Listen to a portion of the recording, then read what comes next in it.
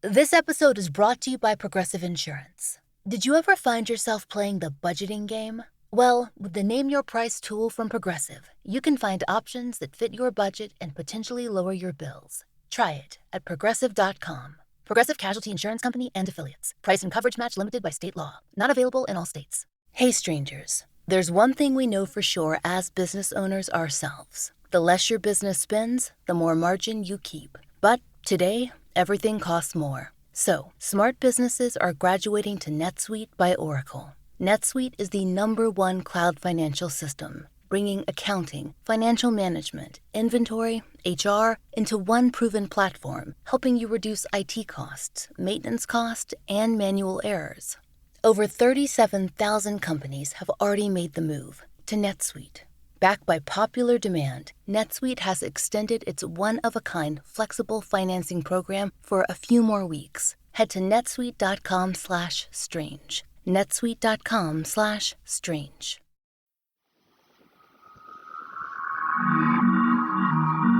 I'm Laurah Norton, and this is One Strange Thing, the show where we search the nation's news archives for stories that can't quite be explained.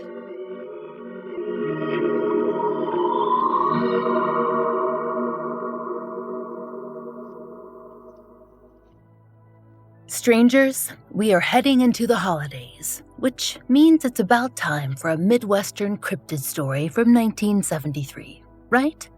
Good, we thought so. We are nothing if not seasonally appropriate podcasters. And what says holly jolly like a mud monster that terrorized Illinois in one of the hottest months of the year? So, without further ado, let's travel to small-town Illinois, where our tale began. Now, normally, we are scraping for information on such events, but the town of Murphysboro was kind enough to upload their entire police file. So between that and local news coverage, we've got a pretty solid accounting of the events that began in June of 1973. Or at least what people think happened. That can always get a little sticky, can't it? And we're not even accounting for all that mud. So, Murphysboro, it's a town of less than 8,000, that's per the census, that was settled near the Big Muddy River, which feeds into the Mississippi. Like much of southern Illinois, it was originally a coal town. Now its official website tells us that people visit for the local apple festival and because of the town's convenient location to parks and scenic sites. But Murphysboro is perhaps best known for the Bigfoot-like creature who did some minor terrorizing of its residents 50 years ago, creating a mystery that the town still has not fully unpacked. If you've got a good memory for our episodes, then you might recall that there were a spate of such sightings across Indiana, Illinois, Ohio, and Missouri back in the early 1970s. We've actually covered a few of them so far on the podcast. The Spotsville Monster, Momo, the Ohio Grassman. Actually, Midwesterners are really challenging the Pacific Northwest in the shaggy bipedal cryptid department. Y'all should work that into your regional marketing. So, this rural story begins as many urban legends do, with a young couple parked in a desolate spot, seeking out a little, privacy for their romantic rendezvous. But instead of encountering a terrifying man with a hook for a hand, they claim that they ran into one of the United States' apparently limitless supply of Sasquatch variants, a creature that would eventually be known as the Murphysboro Mud Monster, or the Big Muddy Monster. According to the Daily Yonder, the couple, Randy Needham and Judy Johnson, they were parked at what's been described as an old boat ramp along the Big Muddy in the Riverside Park area of town. That's when they, quote, noticed a foul smell. As they turned and looked out the window to investigate, they saw a 7-foot monster staring back at them. Now, that might sound quite a bit like Florida's skunk ape, and there are some similarities, mostly in the stinking department, but the mud monster has consistently been described as having one feature that separates it from our southeastern pal: white hair or fur. That seems like a poor adaptation for a creature that was, as the Daily Yonder noted, absolutely caked in mud. and apt to hang out on the riverbanks. Anyway, the paper also noted that it had, quote, glowing red eyes and yellow teeth. And according to MPD's published police files, the creature was screaming in an absolutely inhuman manner at the car. This encouraged the couple to drive away at top speed. They were actually so unsettled that they headed to the police department's headquarters to file a report. And this was notable because the couple were actually not supposed to be out together. Perhaps that's why their report was taken at all. According to the New York Times, quote, Judy Johnson was married at the time, but not to Mr. Needham. So, when the two reported the monster, the authorities took it seriously. One officer told the paper they wouldn't risk all that if they weren't really scared. According to their own files, 2 officers went out to the scene and discovered some evidence. Several sets of, you guessed it, large footprints in the squelchy ground. They were roughly 3 to 4 inches deep and about a foot long each, and based on the cast that we saw, wide and 5-toed. If that had been it, then we wouldn't have much of an episode for you. But, luckily for us, and unluckily for the Murphysboro police at the scene, they soon heard the same unholy screams that Judy and Randy had reported, echoing through the swampy park. Patrolman Jim Nash, who was there that night, was quoted in the Kansas City Star, recalling that, "We ran. I don't mind saying that. We plain ran. My partner lost his revolver and had to go back the next day to find it. Now, when a policeman drops his gun and runs, you know he's scared." According to the Mount Vernon Register News, 2 more reports came in the very next day from the same neighborhood. The first was from the Ray family property. There, their teen daughter Cheryl Ray and her boyfriend Randy were out relaxing on a patio. It must have been an expansive piece of land because they had a good view into the family's fields and a copse of trees. It was there they claimed to see a beast, huge and, quote, cream-colored and covered in river mud and river slime, come wandering out of the woods. Now, this was a good way off from the boat dock and the big muddy river. We know this because of the newspaper's unnerving habit of publishing people's addresses. And if our calculations are correct, the creature traveled over 10 miles. Now, we could be off, we are not monster map experts, but that is an impressive amount of time to stay slimy. And not just slimy either. Though the teens managed to keep their distance, they claimed that they could smell a, quote, musky odor all the way from that patio. Per the Southern Illinoisan, Cheryl Ray explained that, quote, the figure made no threatening moves and did not make any sound. It just walked away. But that did not make it any less disconcerting. She told the paper, "Scared? You bet. I was up all night." Police were again called out and claimed that they found more sets of large footprints, along with patches of mud and slime on the ground. Retired Murphysboro Police Chief Ron Manwaring was a patrol officer back in the early 1970s. He spoke with a Southern Illinoisan in 2005 and recalled being on duty that night in the neighborhood. Though he did not see the creature, he encountered troubling evidence. He recalled, quote, a stench and a slimy film on the tree branches. And Manwaring verified, "I saw this substance and smelled the smell myself." Law enforcement enlisted the help of a local tracking dog, a German Shepherd. According to the Southern Illinoisan, the dog, quote, picked up a trail near the Ray home, but lost the trail. The dog picked up another scent a short time later and trailed the scent to a barn. But the dog refused to go any farther, seemingly frightened by what waited inside. The dog handler told reporters, "He's been trained for this type of work, and I have never seen him back down from anything before." Years later, that dog handler would tell the Southern Illinoisan that he thought his dog might have been shying away from a bear. But what kind of bear exactly? A white one? Illinois is too far south for a polar bear, of course. As we've discussed on the show before, the odd white bear does pop up in other species that live in the United States. But they are exceedingly rare, and we mean exceedingly. So perhaps the whole white hair description thing was a fluke, right? Eyewitnesses can be quite unreliable, except that there were 5 witnesses in less than 24 hours. Another article from the Southern Illinoisan explained that while officers were investigating, a second report came in from the area. Quote, while they were at the scene, a neighbor said that his 5-year-old son had just come in 10 minutes earlier, saying that he'd seen something on the edge of the woods. Now, normally, the father wouldn't have taken what his son said too seriously. After all, the child said he saw something like a big white ghost in the trees. But they were very close to the Ray's property, and the timing lined up.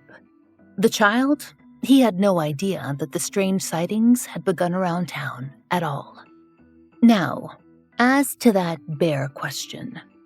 Bears, they are not generally known to be slimy, though they do enjoy a good dip in a river. If you Google, "do bears stink?" you get a rather terse answer from the North American Bear Center. Quote, untrue. Most of the time, bears smell clean and fresh. A high compliment would be to say that someone has bear breath. Honestly, they keep on going from there. It seems to be a sore subject.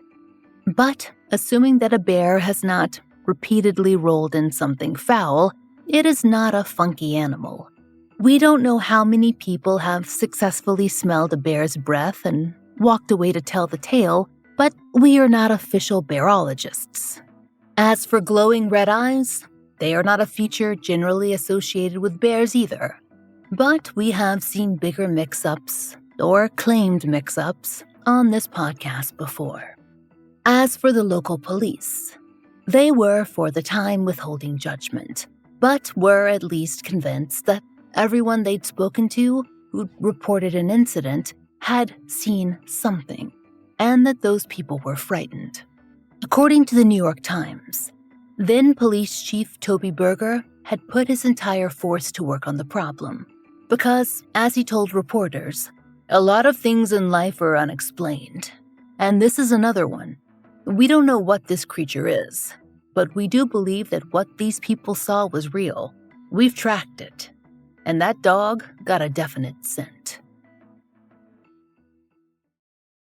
This episode is brought to you by Progressive Insurance. Did you ever find yourself playing the budgeting game? Well, with the Name Your Price tool from Progressive, you can find options that fit your budget and potentially lower your bills. Try it at Progressive.com. Progressive Casualty Insurance Company and Affiliates. Price and coverage match limited by state law. Not available in all states. You ever get that feeling like the concrete jungle's closing in? You crave wide open spaces, the chance to chase your own dinner, or just breathe clean air. Well, listen up. There's a whole world out there waiting, and finding your piece of it just got easier. Head over to land.com. They've got ranches, forests, mountains, you name it. Search by acreage, price, location. They've got it all. No matter what kind of wild dream you're chasing, land.com can help you find the ground to make it a reality. So quit dreaming. Head over to land.com, find your open space, and get out there. Though the possible bear theory was tossed out there early by the local dog handler, and honestly, when is it not in a Bigfoot story? That didn't slow people down. Does it ever? After sightings on Monday and Tuesday evenings, Wednesday was quiet, at least when it came to the monster. But the AP reported the story had managed to spread and attracted quite the crowd to Riverside Park, where the couple had been parked that first evening, and people were not there to see a bear. The news group wrote that, quote, hundreds of cars drove through the park during the night, and said there were several groups of overnight campers, some apparently trying to catch a glimpse of the city's latest mystery. There was probably more interest than there might otherwise have been, because only a year before, another white Bigfoot-like creature had been spotted about an hour north of Murphysboro, in Cairo. Per the AP, that monster had also been hanging around a river, the Ohio, and was estimated to be at least 10 feet tall.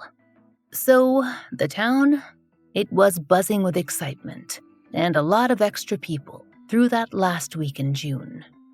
Many of the folks were armed with an assortment of weapons and they were ready to hunt for the monster.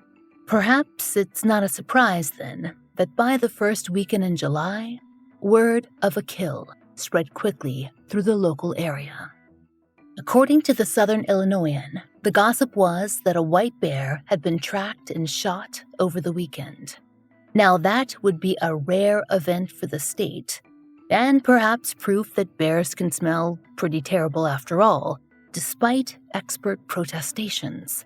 Or it would be. Except for one strange thing. It seems that someone, for reasons that we cannot totally explain, just made that whole thing up. We did not find anything in the police file about a bear shooting. Per the Southern Illinoisan, when they contacted MPD for verification, the police chief told them, "That's the first I've heard of it." Then he called around to other local forces and found out that the rumors had originated in a village about 10 miles away from Murphysboro, but that no actual white bear had ever been produced. There had been some excitement over a possible sighting of the monster over the weekend, but, said Chief Berger, a check showed it was a cow in a field. Which, well, was probably best for everyone. Embarrassing, but safer. At least one couple out there, they weren't laughing though. On July 6, 1973, the Southern Illinoisan published a letter from a couple who said that they believed in the sightings. Their letter read, "We read the write-up in the Southern Illinoisan about the Murphysboro monster. I hear people on the radio making jokes about it in disbelief. Well, we can tell you it is true. My husband and I saw it in 1954 between Hearst and DeSoto, and believe me that we didn't hang around. Men in DeSoto were hunting it then too, and if you want any details about it, we live in Dowell." Signed, Mr. and Mrs. Bob Gooden. And they weren't the only ones reporting sightings from the 1950s. According to a 2005 Southern Illinoisan retrospective, the patrolman who later became chief, Ron Manwaring, said he'd spoken with a local who'd lived in the same neighborhood where two sightings took place, Westwood Hills. Apparently, before it was a proper neighborhood, the area had been mostly rural, and a man who'd lived there then told Manwaring that, quote, he was out working in his garden one evening when he spotted a creature that was similar to later reports of the big muddy monster. That was enough to convince the future chief that there was something to the story, even if he could not understand what precisely it was. The beast wasn't reported on again that summer, not at least that we could find, though the Chicago Tribune wrote in December of 1973 that, quote, at least 8 sightings had occurred. Apparently, some carnival workers claimed that the big muddy monster had crept up on them while they were setting up tents in the area.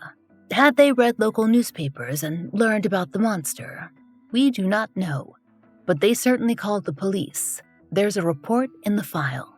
According to the scan that we found online, the carnival owner reported that, quote, 4 workers observed the creature when they stopped to set up their tents in Riverside Park. It was July 7th at about 2 a.m. when, quote, they heard the ponies causing a disturbance and attempting to pull loose from the trees which they were tied to. When the workers went to check on the animals, they, quote, observed a large creature, 7 to 8 feet tall and 300 to 400 pounds. Now, this is the only report we found of the monster described as having, quote, light brown hair. And, in this one, there's no mention of it stinking either, which was probably a relief to everyone. It was reportedly, quote, interested in the ponies, which could be adorable or terrifying, depending on its intentions. But the workers didn't get a chance to find out. When they went to fetch the carnival owner, that monster booked it. Police searched the area for footprints and, we assume, slime, but they didn't find any evidence.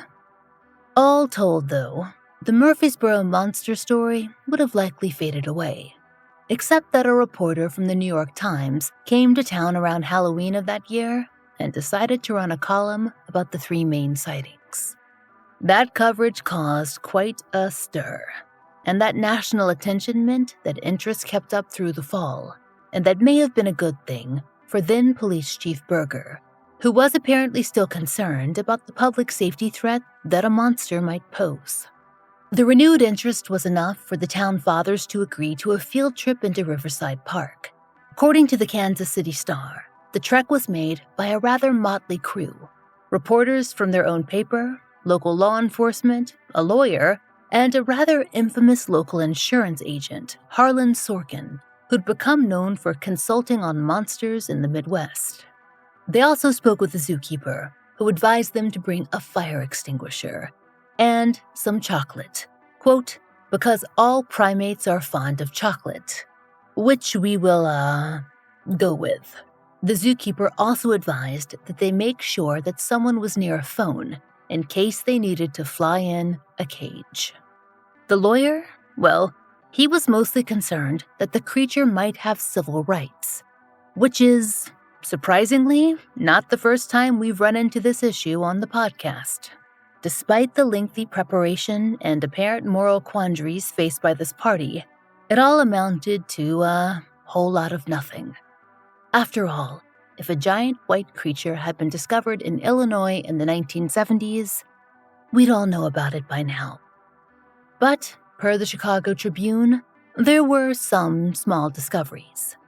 The group reportedly heard, quote, chilling screams throughout the duration of their camping trip and, quote, noted 40 to 50 birch, poplar, beech, and elm trees, up to 5 inches thick, inexplicably broken off a few feet above the ground. They also reported, quote, other trees whose bark had been mysteriously stripped off 10 to 12 feet above the ground, and, quote, what could be footprints, one 17 and one 15 inches long, in the mud. We are somewhat unclear on the concept of a possible footprint. If we can count anything as such, then we have some fascinating things to show you in a backyard here in Atlanta that could prove the existence of a variety of cryptids.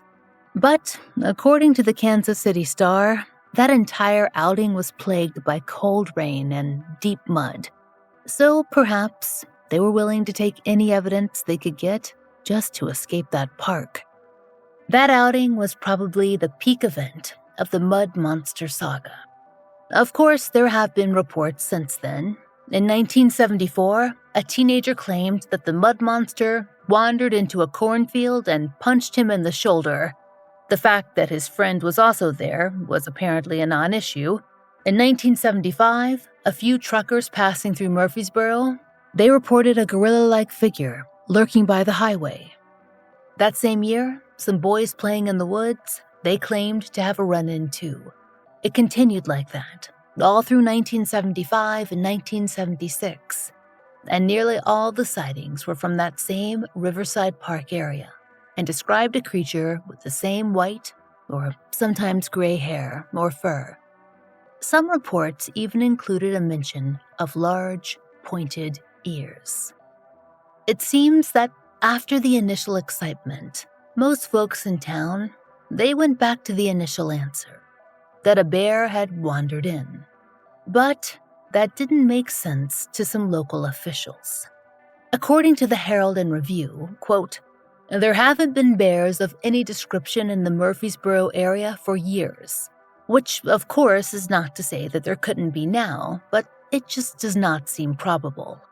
The paper spoke with Robert Van Ham, who was then the county conservation officer, and he explained that they were more or less killed out. I really don't know of any reports.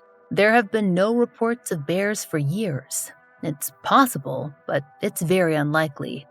I've talked to some of the biology professors at Southern Illinois University, and they are very skeptical that there could be any large carnivores in that area.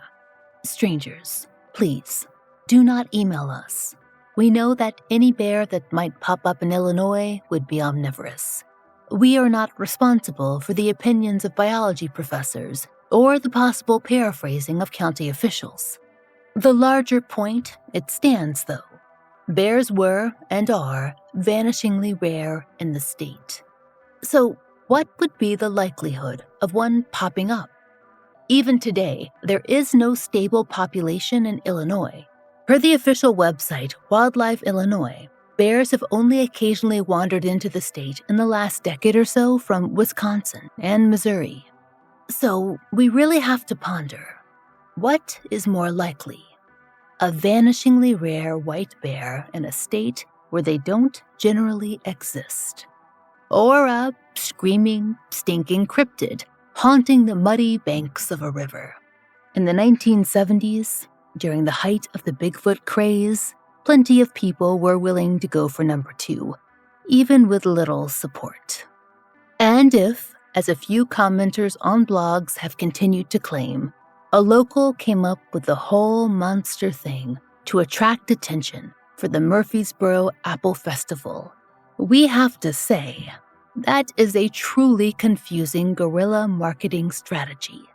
White fur and river mud? It's a terrible combination.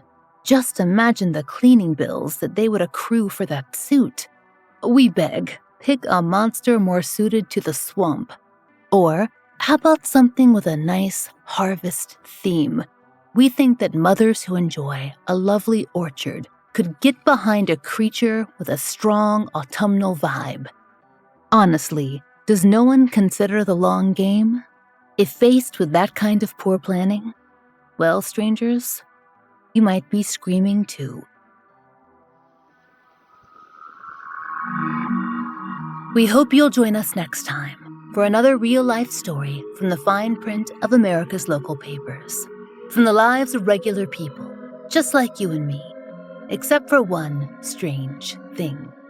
Strangers, we've launched a Substack to tell more stories of the weird that aren't quite long enough for the podcast. Some posts are paid, some are free, but you need to be a subscriber to get them delivered right to your inbox. So follow the link in our show notes to sign up for a lot more content. It's like a newsletter, but a lot more fun. One Strange Thing is an independent podcast. To support the show and to hear more of the entirely true and enticingly peculiar, you now have 3 options to hear 2 extra bonus episodes a month. On Apple Premium and Supercast, you can get the bonus episodes delivered to your app of choice for just $2.99. And for $2 more a month on Patreon, you'll get more fun extras. There you'll find ad-free early releases of our regular episodes, 2 full-length bonus episodes, monthly giveaways, and blog posts, all for $5 a month. We hope you'll check out one of these options and support the show. There's a link in our show notes. And if you enjoy One Strange Thing, please take a moment to leave us a great rating or review on your favorite podcast app. It really helps.